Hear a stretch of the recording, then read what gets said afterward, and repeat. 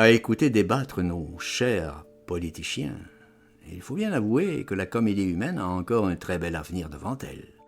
Mais à mon avis, peut-être même faudrait-il s'y référer en tant que divine comédie, tellement elle dispose d'un stock infini de ramifications biscornues, qui se déploient tous les jours sous nos regards médusés devant tant de bêtises pontifiantes, tout en gribouillis pulsatiles ou retentissants relents de bouffonneries festonnées d'immenses créatures en abîme, aux escobars spadassins perfides et aux broyages en lenteur d'hypnose hyperbolique et corrosive.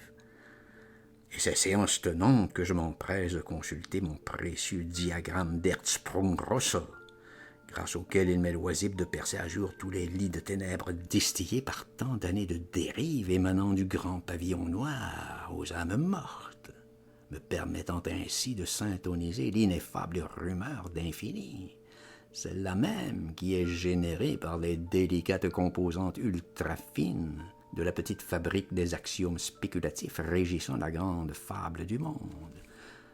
Toutefois, subodorant quelques funestes patéquès, je dus illico cueillir toutes les petites fleurs de tempête qui gisaient là, à mes pieds, et ce, en dépit d'un lancinant récitatif qui suffusait dans l'épaisseur du temps, m'incitant bien malgré moi à solliciter quelques métamorphoses moleskines qui sont en harmonie munificente par-devers tout cet inqualifiable galimatia dont les échos d'attrition n'arrivent pas encore à s'estomper.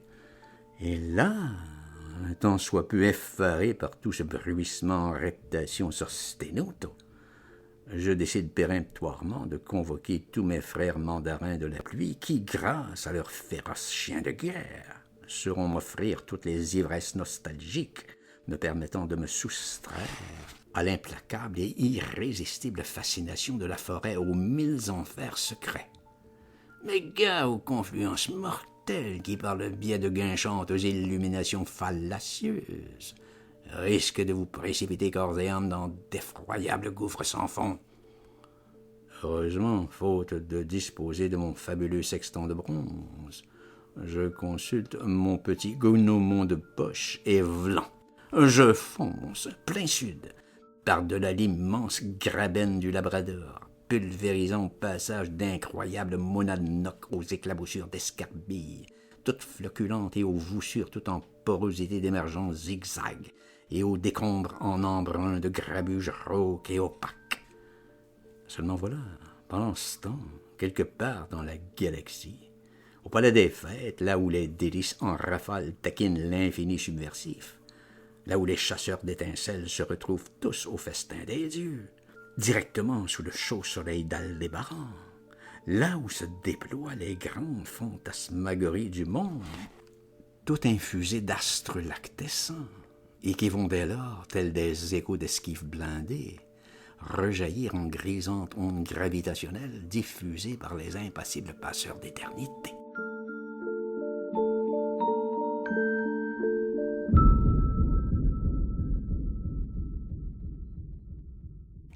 Ce qui fatalement devait arriver arriva, et après tant d'années de déperdition affublée de beauté en béance dissolvante, je me destinais bien évidemment à choir sur la si triste colline aux phalanstères dévastées, ce qui étrangement me rappela mes contes imparfaits de la lune pleine, ou peut-être mieux encore, mes chroniques des temps d'Apocalypse. Oui, exactement.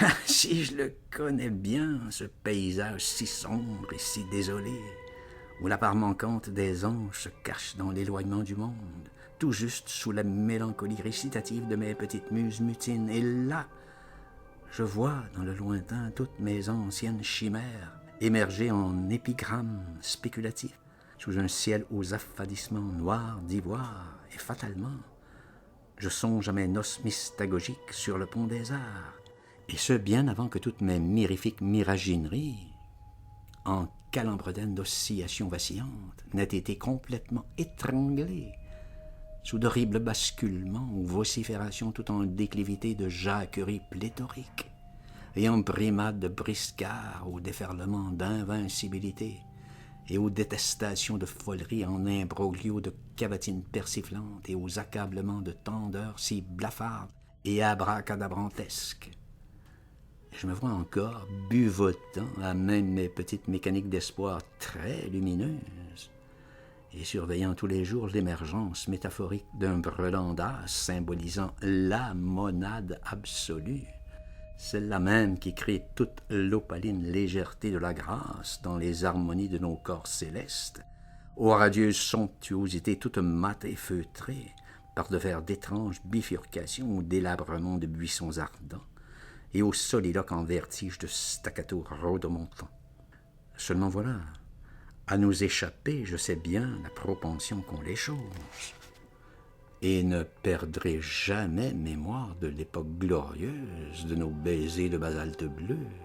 Et forcément, je n'aurai de cesse de psalmodier jusqu'à mon dernier souffle mes poèmes de guerre. Et c'est ainsi que s'achèvera le grand cycle du dragon noir. Or, me voilà seul maintenant tout au haut de ma tour de silence, soliloquant doucement. Stupéfiant parfois comment le sens des choses s'illumine brusquement, rendant ainsi caduques toutes les candides lourdeurs contrapuntiques de la connaissance.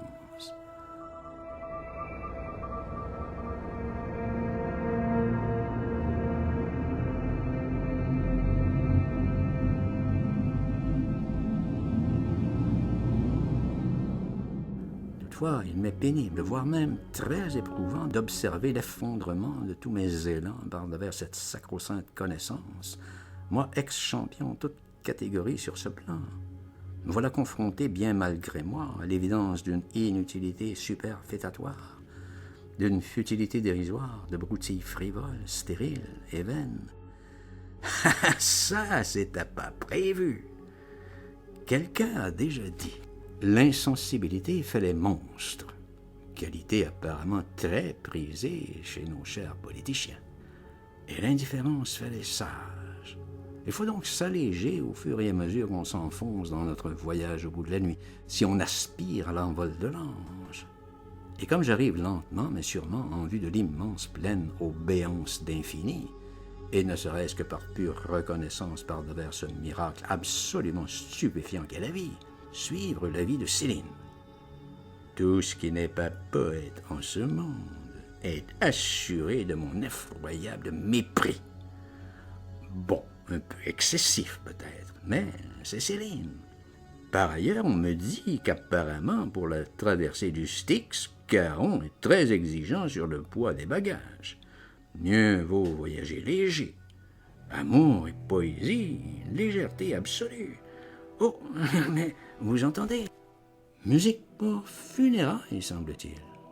Peut-être bien pour les miennes de funérailles. Pourquoi pas? Molto adagio, il me semble. Handel? Sûrement.